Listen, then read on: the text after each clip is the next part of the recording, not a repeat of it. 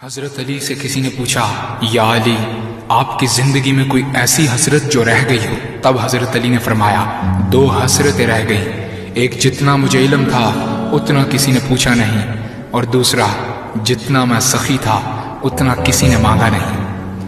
آپ نے فرمایا، زندگی کے 3 سنہری اصول ہمیشہ یاد رکھو۔ ایک یہ، اس سے ضرور معافی مانگو جسے تم چاہتے ہو۔ دوسرا، اسے مت چھوڑو جو تمہیں چاہتا ہے۔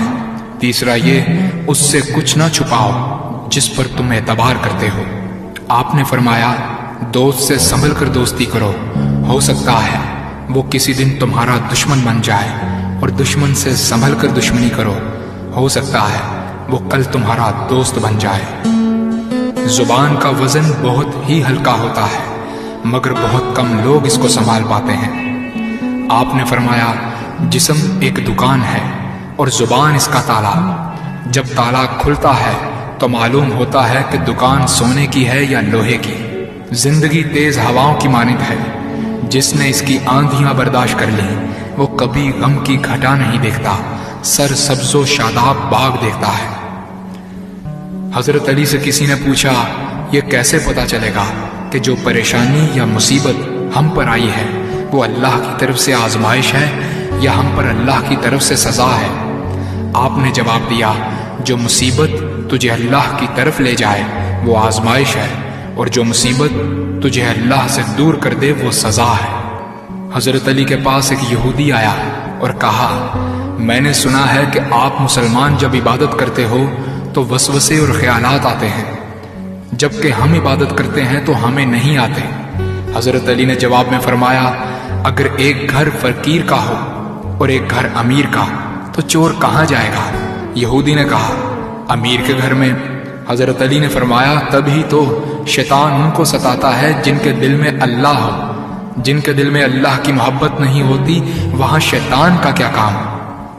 آپ نے فرمایا، جب تمہاری جان کو خطرہ ہو تو صدقہ دے کر جان بچاؤ، اور جب تمہارے دین کو خطرہ ہو تو جان دے کر دین بچاؤ۔ آپ نے فرمایا، یہ زندگی 2 دن کی ہے، ایک تمہارے حق میں اور دوسرا تمہارے مخالف۔ جس دن تمہارے حق میں ہو اس دن غرور مت کرنا، اور جس دن تمہارے مخالف ہو اس دن صبر کرنا۔ کسی کی مدد کرتے وقت اس کے چہرے کی طرف مت دیکھو، ہو سکتا ہے اس کی شرمندہ آنکھیں تمہارے دل میں غرور کا بیج بو دیں۔ 3 چیزیں ایمان کو تباہ کر دیتی ہیں، امیروں کی محفل، عورتوں کی صحبت اور جاہلوں سے بحث۔ حضرت علی نے فرمایا، جانور میں خواہش اور فرشتے میں عقل ہوتی ہے، مگر انسان میں اللہ پاک نے دونوں رکھی ہیں۔ اگر وہ عقل دبا لے تو جانور، اگر خواہش کو دبا لے تو فرشتے کی مانند ہو جاتا ہے۔ آپ نے فرمایا، اپنے جسم کو ضرورت سے زیادہ مت سنوارو، اسے تو مٹی میں مل جانا ہے۔ سنوارنا ہے تو اپنی روح کو سنوارو، کیونکہ اسے رب کے پاس لوٹ کر جانا ہے۔ مومن کی مثال ترازو کے پلڑے جیسی ہے، جس قدر اس کے ایمان میں اضافہ ہوتا ہے اتنی ہی اس کی آزمائش بڑھتی ہے۔ آپ نے فرمایا، اچھے لوگوں کی ایک خوبی یہ بھی ہوتی ہے کہ انہیں یاد رکھنا نہیں پڑتا، وہ یاد ہی رہتے ہیں۔ آپ نے فرمایا، رزق کے پیچھے اپنا ایمان خراب مت کرو، کیونکہ رزق انسان کو ایسے تلاش کرتا ہے جیسے مرنے والے کو موت۔ حضرت علی نے فرمایا، رشتے خون کے نہیں احساس کے ہوتے ہیں، اگر احساس ہو تو اجنبی بھی اپنے ہو جاتے ہیں، اگر احساس نہ ہو تو اپنے بھی اجنبی ہو جاتے ہیں۔ ایک مرتبہ قصاب آواز لگا رہا تھا، تازہ گوشت ہے لے لو۔ وہاں سے حضرت علی کا گزر ہوا، قصاب نے آپ سے کہا، تازہ گوشت ہے لے جائیں۔ حضرت علی نے فرمایا، آج میری جیب اجازت نہیں دیتی۔ قصاب بولا، میں آپ سے ادھار کر سکتا ہوں۔ اس سے آپ نے ایک بہت حکمت سے لبریز جملہ ارشاد فرمایا۔ آپ نے فرمایا، یہ ادھار میں اپنے پیٹ سے کیوں نہ کر لوں، جس کو میں جنت میں اس سے بہتر غذا کھلا سکتا ہوں۔